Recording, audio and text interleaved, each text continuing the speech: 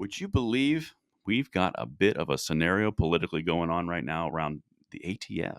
Missed that while you were in Germany. I did. Yeah. I know there's been a bit of a fight going on, and I guess today I'm gonna learn of the potential outcome of You that are. that particular battle. So I'm kind of eager to get rolling with the show You this are. morning. That's good. That's good. So here, I'm going to give you a high level, then we're going to dive into this, right? Okay. So we got some funding issues. People of the Second Legacy are aware of this, and the House basically used the pressure from having to fund the government to cut a few agencies. Talking about the ATF, the DOJ, the FBI, the EPA. And just to kind of set this up, this is what Mike Johnson, this is the Speaker of the House, said. Dr. Producer, this is number one. Could you hit it for us? Also advanced, as you've seen the summary, cuts to some of the agencies that we believe are really overreaching and have been turned in some ways against the American people.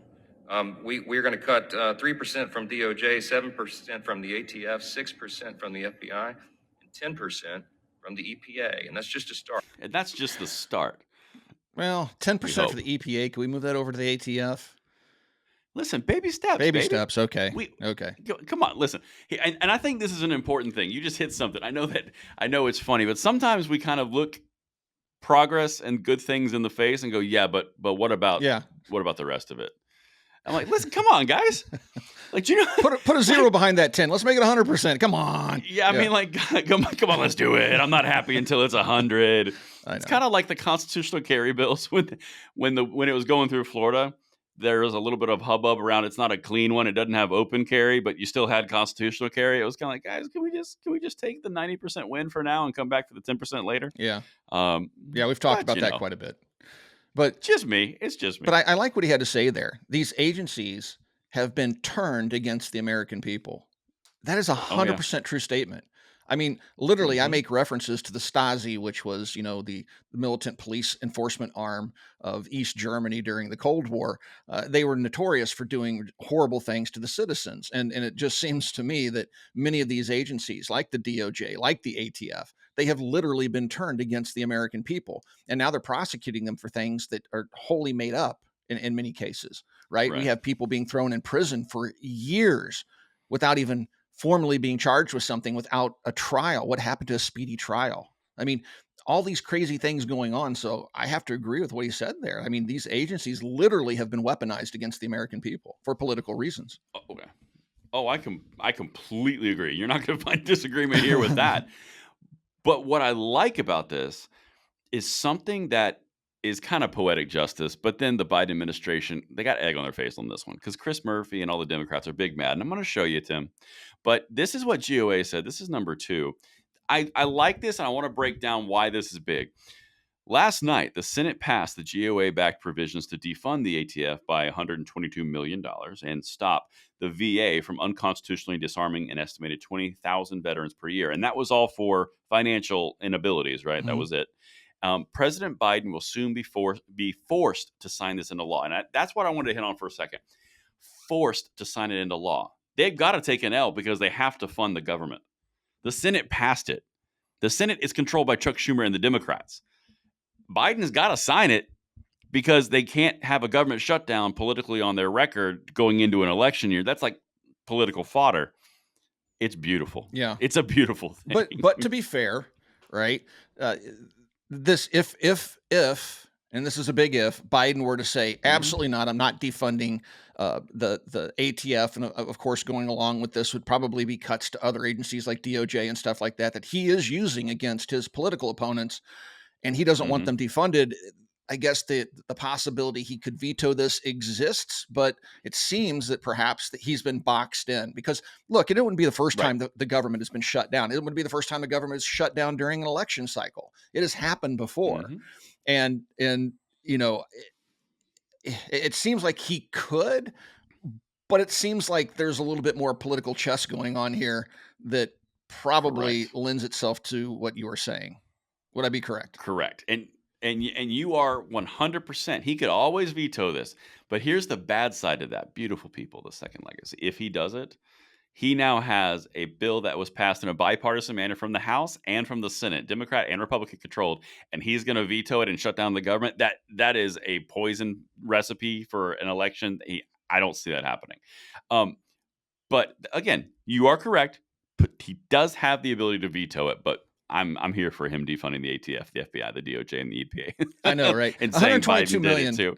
122 million sounds like a big number when their budget is in the at least 2 billion arena. It's just not Yeah, it's a enough, lot. but I'll take the 122 million. You know what? Take it where we get it, baby. That's right. Hey, listen, we'll Yeah. take 1.2 this year or 120 this year. We'll take 140 next year. We'll get the reins of power. We'll up those numbers to 240 a year. I've got good potential here, Tim. I'm feeling good about it. But you know who's not feeling good about it? No, it probably just Mr. Chris Murphy. because they just about everybody on the left. But okay, yeah, let's go with Murphy. Yeah. Yes, but we owe it. We owe it to the people mouth. of Second Legacy to really just lay into and show the misery of Chris Murphy, because this guy is the number one villain for gun rights in the Senate, like by far. Yeah. And he's big mad. He's got the feels, Tim. Oh no. So he's really, really upset. And it's interesting what he's upset about, because he's not upset about the idea that they're defunding the ATF or the FBI or anything or cutting from their budget. Doesn't say a peep about that. He's really only upset about the idea that the VA can't take guns from people because they aren't financially literate. That's his big shtick. Wow. Yes, it's very big. He's very angry. You want to just for the people. This is number 4. This is Chris Murphy. This is the beautiful image. This is the I'm mad face. I am so serious. It's common sense, safety, and stuff. Because I just don't like this guy, Tim. I just don't like him. Maybe we should send him a purple-haired stuffed puppy with a Kong dong to pet. They'll make him feel a little bit better in his little safe space. Wow, that was a lot. A Kong dong. You know, for those who don't have animals and know what that is, that could have been very quickly misinterpreted. I'm gonna have to ask Dr. Producer to throw something in there, because Kong is a well-known like chew toy brand. Oh my God, dude, that could have gone bad fast. No, it's a dog chew toy. It's a Yeah, I didn't go too far. I saw it. You didn't. You did it right. But listen. He's got quotes, Tim. He's very concerned. Chris is big mad. After all, you know he's a Democrat, of course, and he's in the Senate. This is number 6. He said that it could be a death sentence for many because thousands of mentally ill people have increased access to guns. He's calling mentally ill people all these veterans who just can't balance their checkbooks. Yeah. That's what he's talking about. That's mentally ill. Well, then I guess we're going to have to get old Double Barrel Joe to give up his double barrel, because I seriously doubt he could balance a checkbook. No, I don't think so. Based on recent testimony, he probably doesn't even remember having ever owned a checkbook or who put his checkbook in the garage for him. So it's true. Oh, the garage next to the Corvette. Next to the Corvette, and on top of the classified documents. Yeah. Are we? Oh, there it was. I left it on top of the classified documents. Cool. Nailed it. Yeah. That's good. That's good. I like that. Hey, Tim, are you in the mood, by the way, for some media malfeasance around this? Oh, absolutely. Just a little garnish for what we're talking about? Okay. Yes. All right. Well, this is number 5, Doctor. So remember, this is around people who have no ability or struggle to organize their finances are going to lose their guns. Well, that's what we're talking about. But this is what they said. Washington from the AP. Veterans whom the government declares incapable of managing their own affairs would have easier access to firearms under spending legislation expected to be signed by the president. That's not really what... incapable of managing their own affairs. That kind of implies something a little bit different than balancing a checkbook, right? Doesn't it? Yeah, that talk about playing word games, right? They're not able to take care of their own affairs. Well, what does that mean? They can't wipe their own bottom. They can't balance their checkbook. They have a problem mowing their lawn on a regular interval. I mean, what are their affairs that are so concerning that they can't own a firearm because they don't use scrubbing bubbles in their toilet every 2 weeks? Right. I mean, wow, dude.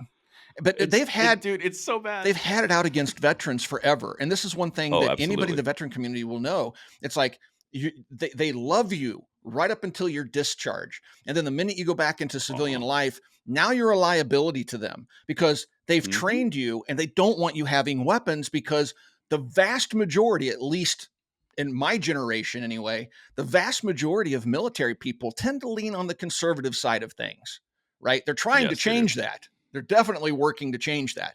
But they don't want conservatives with military training owning firearms. And so they're going to say, well, if you can't balance your checkbook, I'm sorry, dude. Thanks for all the time you spent overseas fighting for liberty. But we're going to go ahead and have to take that gun away now because you misplaced a decimal point. It's just Right. unbelievable. Insulting, rude. There's lots of words. I wanted to say something about Florida Representative Maxwell Frost, the new up and coming gun control protege, but I don't want to. He annoys me. So let me show you the last thing that Senator Murphy said. I actually find solace in this, and then we're going to show you how the empire is striking back, because this is a political game, guys. This is the chessboard you are seeing. This is number 8. This is from Murphy. The gun safety movement wins more than it loses now. We're going to go back to that one.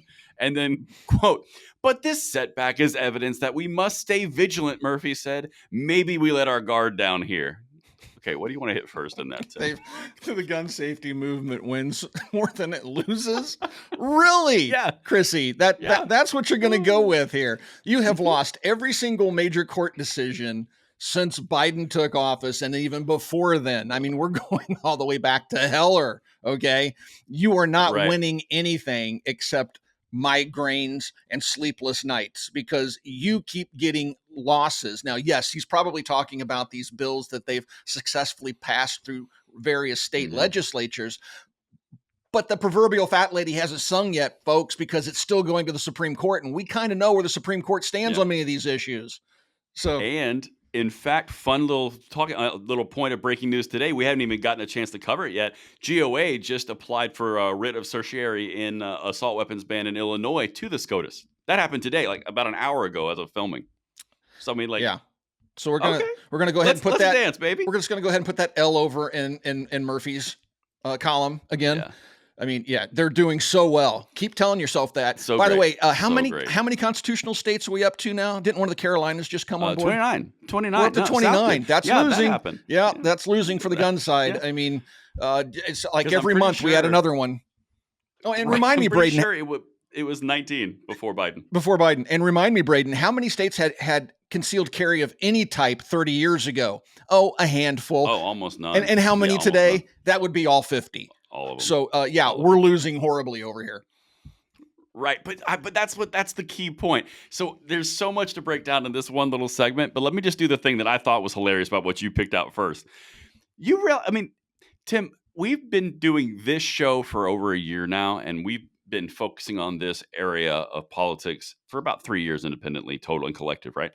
But it's been a nonstop diet of the NRA is dead, gun rights are gone, the epidemic is going away, it's common sense gun reform, we're finally getting a leg up, we're going to beat the gun lobby. A common sense diet of that. And now all of a sudden it's, well, we do win more than we lose. I mean, it is like the ultimate, guys, don't be upset. Yeah, we just kind of let our guard down here this one time, but we'll be back. We let our guard down. We'll come back. The empire will strike back. And the thing that I love about this is in this article, he tries to convince other people on the same the Senate judiciary when he was trying to kill the bill or get this removed. I just feel like because they said no, they're kind of like, dude, you talk about gun control a lot. Can we talk about something else? Maybe just, what do you want for lunch?